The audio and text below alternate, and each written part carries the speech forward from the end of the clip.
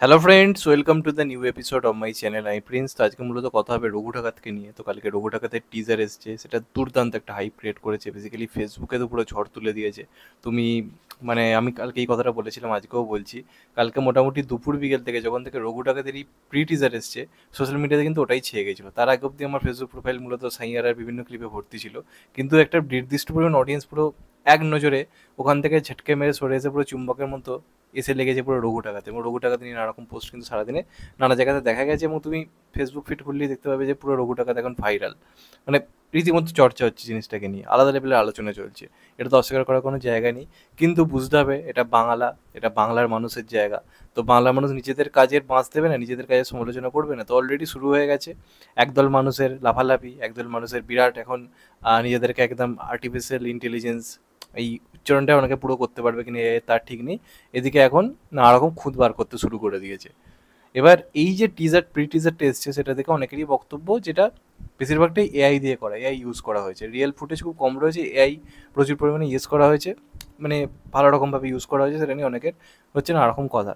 এটা নিয়ে যদি আমি বলতে পারো যে এআই ইউজ হয়েছে নাকি হয়নি, সেটা আমি ডিপেন্ড করবো না। এআই ইউজ হয়েছে, এবং এআই ভালো রকমই ইউজ হয়েছে। লাস্টের কয়েক সেকেন্ড বাদ দিয়ে তার আগের অনেক ভিজুয়ালি রয়েছে যেগুলো মূলত এআই ইউজ রয়েছে। এবার এটা দেখি অনেকের প্রশ্ন যে এটা কী করে করতে পারে।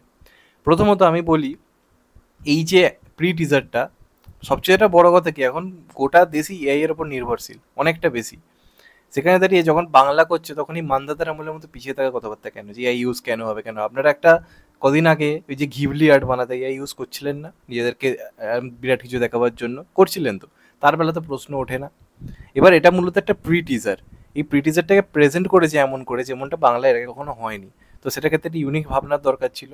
এই যে ওয়ার্ল্ডটা, সেটাকে দেখানোর জন্য যদি সিনেমার সব কিছুই অরিজিনালিটি যদি এখন প্রি টিজারে দেখিয়ে দেয়, তাহলে মানে এরপর দেখার মতো আর কি বাকি থাকবে? এই ভুলটাই তো বাঘাযতীনের প্রি টিজার বা আর অনেক প্রি টিজারের ক্ষেত্রে আমরা দেখেছি, যে আগে প্রি টিজারে এমন এমন কিছু দেখিয়ে দিল যে টিজার দেখার সময় সেই এক্সপেকটেশনে কাজ করছে না, মনে হচ্ছে তো প্রি টিজারই সব দেখে নিয়েছি। সেদিক দিয়ে রঘু ডাকাতে প্রি টিজার দুর্দান্ত একটা মাস্টার স্ট্রোক আমি বলবো এসপিএফ অ্যান্ড দেবের, যে তারা অনেকটাই ওয়ার্ল্ডটা রিয়েলিটি না দেখিয়ে তারা এআই এর মাধ্যমে দেখিয়ে দিয়েছে। বা সিনেমাতে কিন্তু এআইটা ইউজ হবে না, সিনেমাতে কিন্তু রিয়েল ফুটেজ দেখতে পাবে। পরবর্তী যে ট্রেলার টিজার আসবে, ওয়েট করতে হবে। তো একটা প্রি টিজার দেখে সমালোচনা সমালোচনা শুরু হয়ে গেল, এআই এআই এআই। আর এটা জাস্ট একটা প্রেজেন্টেশন, এটা একটা প্রি টিজার।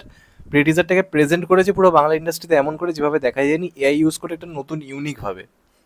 এটা জাস্ট ওয়ার্ল্ডটাকে দেখাচ্ছে। তারপর যে ওই কালিমায়ের যে বড় যে প্রতিমাটা, ওইটা তো রিয়েল, একদম তো রিয়েল। ওই সেটা নিয়ে তো কজন আমি আলোচনা করছে দেখছি, ওটা তো রিয়েল ভাবে বানানো, এত বড় একটা সেট বানিয়েছে, সেটা নিয়ে কজন কথা বলছে। তারপর লাস্টে দেবদাস যে পোস্টার তরোয়ালাতে নিয়ে যে অ্যাকশন হচ্ছে, ওগুলো তো রিয়েল। তার আগে যে ওয়ার্ল্ডটা ক্রিয়েট করার জন্য এটা করেছে, এবং এটা কিন্তু নতুন নয়, বিভিন্ন ইন্ডাস্ট্রিতেই তুমি দেখবে জিনিসটা হচ্ছে। মিরাই বলে একটা সিনেমা আসতে চলেছে সাউথে, সেটা তুমি টিজারটা চালিয়ে দেখো, 90% এআই দিয়ে করা। এবং ওরা কিন্তু টিজার এনেছে, কিছু প্রি টিজার বা ওয়ার্ল্ড দেখানো না, ওরা টিজারই এনেছে পুরো। সেটা অনেকটা বেশি এআই ইউজড। আর সবচেয়ে এটা বড় কথা, আজকে বহু সিনেমার ক্ষেত্রে তো এআই ইউজ হচ্ছে এবং খুব বাজেভাবে ফল্ট চোখে পড়ছে। ও আর টু টিজারে ফল্ট চোখে পড়েনি?